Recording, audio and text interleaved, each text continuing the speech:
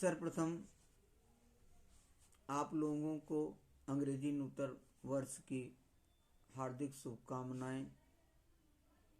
हमारी तरफ से आर्ट ऑफ होम ट्रस्ट की तरफ से और प्रयाग पीठ की तरफ से आप लोगों को अंग्रेजी नूतन वर्ष की हार्दिक शुभकामनाएं। 2022 आप लोगों के लिए पूर्णतः मंगलमय हो। परमात्मा सबका कल्याण करें और परमात्मा की कृपा सबके ऊपर रहे। कथा मैं आप लोगों को विगत पितृपक्ष महीने से मैंने शुरू किया था कथा को, और मैंने संपूर्ण श्रीमद् भागवत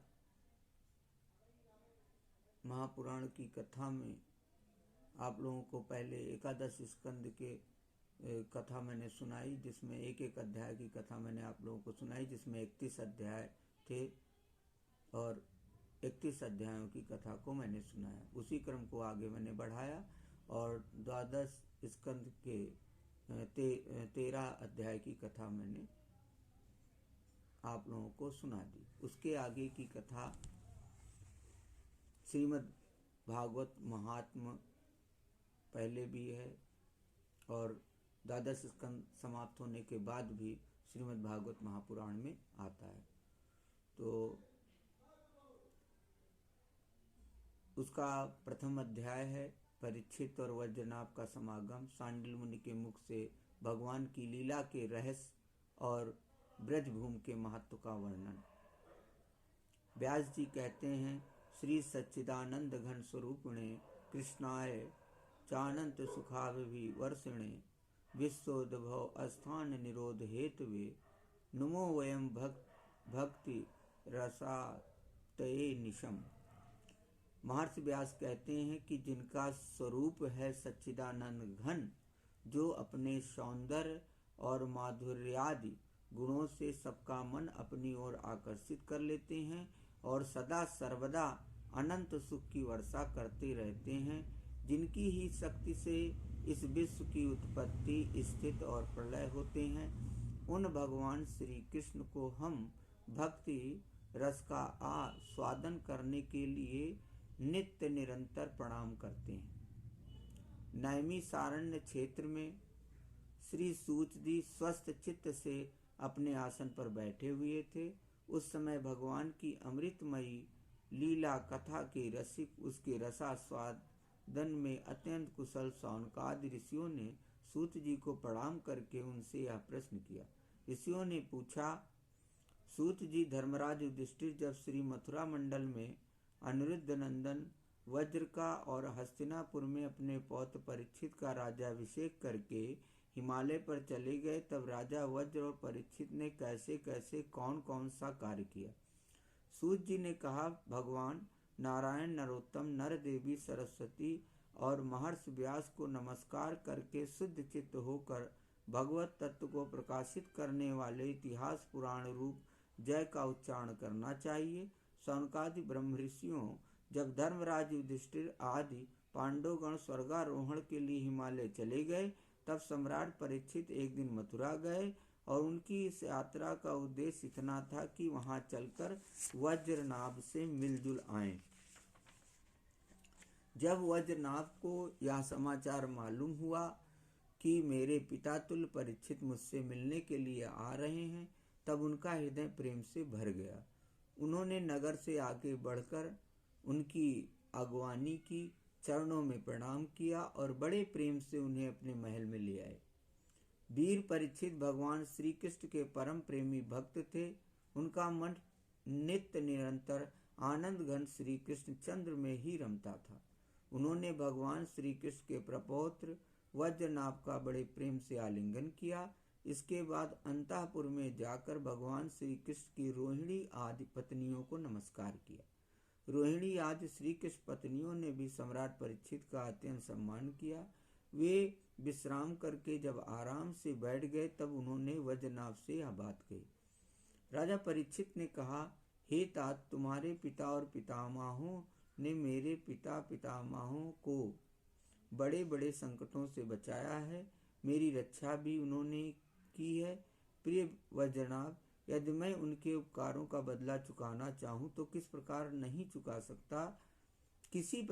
चुका सकता। इसलिए मैं तुमसे प्रार्थना करता हूँ कि तुम सुखपूर्वक अपने राजकाज में लगे रहो। तुम्हें अपने खजाने की, सेना की तथा शत्रुओं को दबाने आदि की तनिक भी चिंता न करनी चाहिए। तुम्हारे लिए कोई कर्तव्य है तो केवल एक ही, वह यह कि तुम्हें अपनी इन माताओं की खूब प्रेम से भली भांति सेवा करते रहना चाहिए। यदि कभी तुम्हारे ऊपर कोई आपत्ति विपत्ति आए अथवा किसी कारणवश तुम्हारे हृदय में अधिक क्लेश का अनुभव हो तो मुझे बताकर निश्चिंत हो जाना, मैं तुम्हारी सारी चिंताएं दूर कर दूंगा। सम्राट परीक्षित की यह बात सुनकर वज्रनाभ को बड़ी प्रसन्नता हुई। उन्होंने राजा परीक्षित से कहा, वज्रनाभ ने कहा, महाराज, आप मुझसे जो कुछ कह रहे हैं वह सर्वथा आपके अनुरूप है।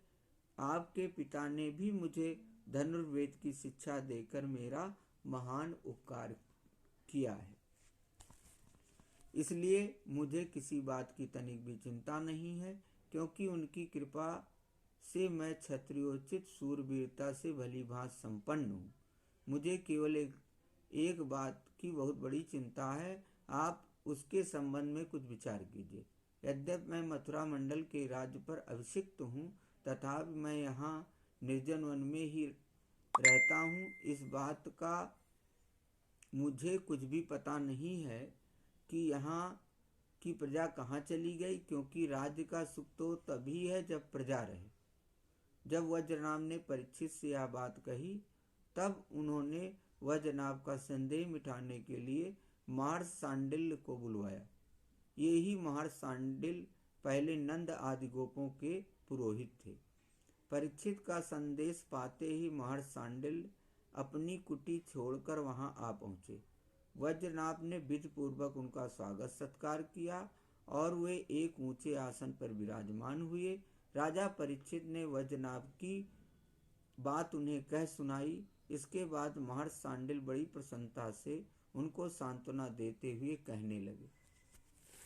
शांडिल्य जी ने कहा, प्रिय परीक्षित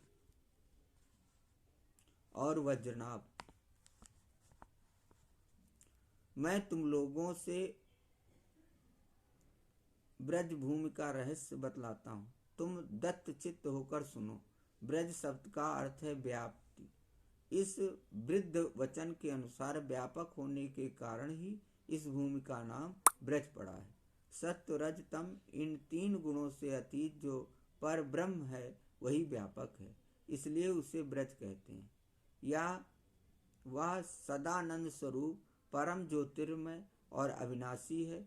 जीवन मुक्त पुरुष उसी में स्थित रहते हैं।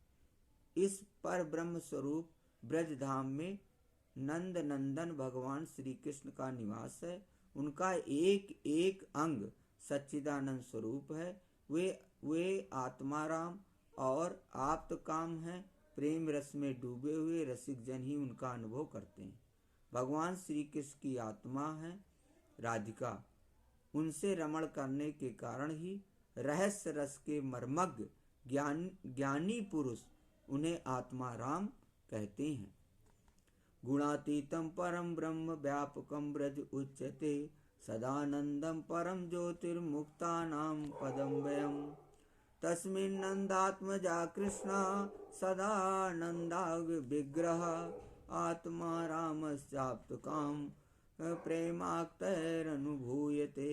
आत्मा तु राधिका तस्य तयो रमणादसो, आत्मा राम तया प्राग प्रोच्यते गूढ़वेदवी। बोलो भक्त और भगवान की जय। आइए थोड़ी देर हम लोग संकीर्तन करते हैं प्रभु का। बड़ा ही दिव्य भजन है। मैंने सारे सहारे छोड़ दिए, बस तेरा सहारा काफी है। मुझे चाह नहीं दुनिया भर की, बस तेरा नजारा काफी है। मैंने सारे सहारे छोड़ दिए, बस तेरा सहारा काफी है। तेरी चाहत में जग छूट गया, पर तू क्यों मुझसे रूठ गया। मैं डूब रहा भवसागर में, बस आना तुम्हारा बाकी है। मैंने सारे सहारे छोड़ दिए, बस तेरा सहारा काफी है। मैंने जब से तुम्हारा नाम लिया, इस जग ने बहुत इल्जाम दिया। जब तूने मुझे यूं थाम लिया, बस मेरा गुजारा काफी है। मैंने सारे सहारे छोड़ दिए, बस तेरा सहारा काफी है। मैंने तेरे लिए ही जोग लिया, और छोड़ जगत का भोग दिया। रो रो के बुलाना काम मेरा, बस आना तुम्हारा बाकी है। मैंने सारे सहारे छोड़ दिए, बस तेरा सहारा काफी है। श्री कृष्ण गोविंद हरे मुरारे, हे नाथ नारायण वासुदेवा।